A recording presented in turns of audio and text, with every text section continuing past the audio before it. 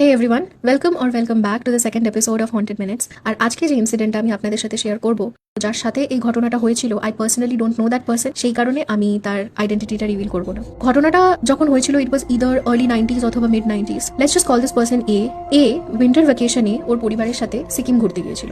খুড়তো পিস্ততো অথবা জ্যাঠতো পরিবারের সাথে আমরা কোথাও ঘুরতে গেলাম। তো সম্ভবত ওর জ্যাঠতো পরিবারের সাথে ঘুরতে গিয়েছিল। হয় না, যখন আমরা কোনো ক্লোজ নেট ফ্যামিলি কোথাও ঘুরতে যাই, we always tend to find hotel rooms যেগুলো এক ফ্লোরের মধ্যে পড়ে। But for some reason or other ওরা এক ফ্লোরে দুটোর বেশি রুম পায়নি। একই হোটেলের দুটো ফ্লোর অকুপাই করেছিল। কিন্তু ওরা জানতো না যে রাত 8টার পরে ওই হোটেলে আর কোনো রুম সার্ভিস অ্যাভেলেবল থাকে না।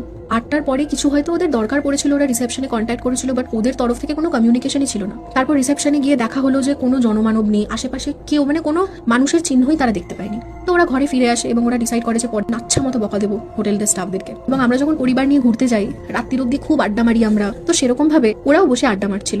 রাত্রির তখন 11টা কি 11:30 বাজে।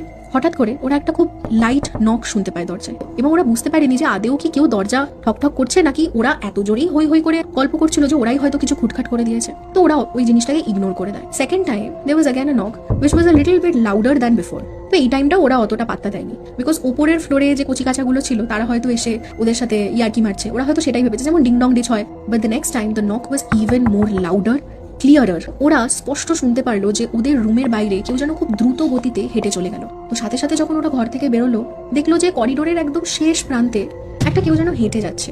সেটি একটা মহিলা ছিল, বিকজ আউটলাইন দেখলে তো বোঝা যায় না যে if it's a man or a woman. এর যে বাবা ছিল সে মহিলাটাকে হাঁক মারে, মহিলাটা কোনো পাত্তা দেয় না, ও হেঁটে চলে যাচ্ছে তো চলেই যাচ্ছে। এবং একটা বাঘ ছিল, একটা করিডোর হাঁটছে, তো তারপর একটা বাঘ ছিল। ও যখনই সেই বাঘে ঢুকে অদৃশ্য হয়ে গেল, এর বাবা এবং এর একজন জ্যাঠতো দাদা তারা ডিসাইড করলো যে they will follow the woman, because রাত্রি 11:30টার সময় এটা কোনো ইয়ার্কি মারার বিষয় নয়।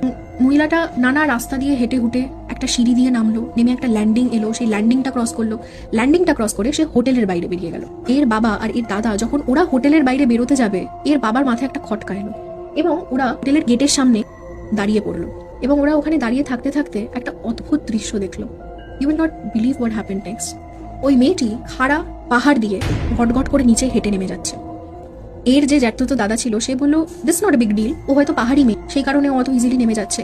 বাট এর বাবা বুঝতে পেরেছিল যে this is not something normal, this is definitely something paranormal. তো ওরা ঘরে ফিরে আসে এবং পরের দিন ওরা হোটেলের ম্যানেজার এবং স্টাফদেরকে ধরে যে বলো what is really going on. তখন ওরা কনফেস করে এর পরিবার যেই রুমটাতে ছিল ঠিক তার অপোজিট রুমে 6 কি 7 মাস আগে একটা কাপল এসে উঠেছে এবং the guy killed the woman. যেই পাহাড়ে মেয়েটাকে হাঁটতে দেখা গিয়েছিল, সেই পাহাড় দিয়ে তাকে ধাক্কা মেরে ছুঁড়ে ফেলে দিয়েছিল। সেদিনকে কি হয়েছিল? মেয়েটা কি জানান দিতে এসেছিল যে আমাকে এইভাবে খুন করা হয়েছে? সেদিনকে বাবা আর দাদা কি দেখলো সেটা? এটার পেছনে কি কোনো সায়েন্টিফিক এক্সপ্লেনেশন আছে?